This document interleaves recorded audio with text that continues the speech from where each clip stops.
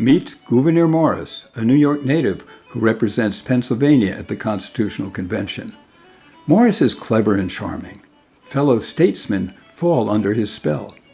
He charms the ladies as well, in spite of his peg leg having lost the original in a carriage accident. Morris is literally an aristocrat.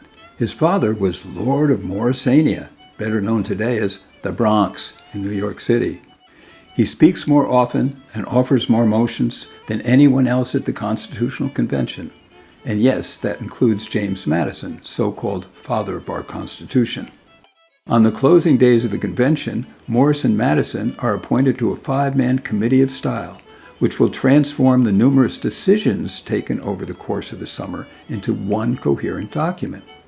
Well, Madison himself has taken copious notes, but he thinks Morris is the best person for the job. Madison reports, "The finishing style of the Constitution fairly belongs to the pen of Mr. Morris. A better choice could not have been made." But when Morris's work is finished, he thinks the text makes for dry reading. It needs a bold introduction to state its purpose and set a proper tone. Our celebrated Preamble, brainchild of Gouverneur Morris.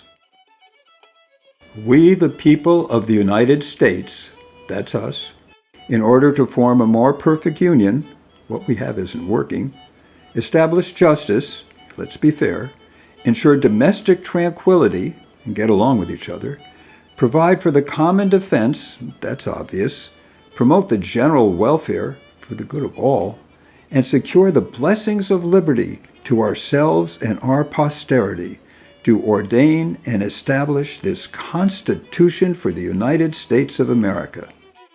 Yes, indeed. In this sweeping list of overarching goals, general welfare and blessings of liberty stand side by side, joined at the hip. There's not the slightest conflict between them. But today, they are often seen as contradictory. Liberty suggests do whatever you please without government interference or regulation, while welfare suggests government handouts, and general welfare hints at socialism. But much of what the framers intended is lost in this distorted translation. For the framers, general welfare meant the public good or common good, terms they used frequently throughout the summer. And liberty meant public liberty as well as private liberty. For public liberty, think about the Revolutionary War and the Declaration of Independence. These were meant for the liberty of all, public liberty together. For the framers, government does not necessarily undercut liberty. A monarchical government might do so. An imperial government might do so. A government that's too weak might do so.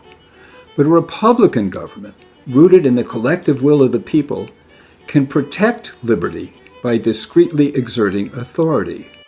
People are safest under a government with sufficient powers to keep the ruthless few or the mindless many from trampling their rights. The Constitution's preamble, sweeping in scope yet succinct in delivery, is civic poetry at its finest. But today, do we live up to these overarching goals? Let me know what you think.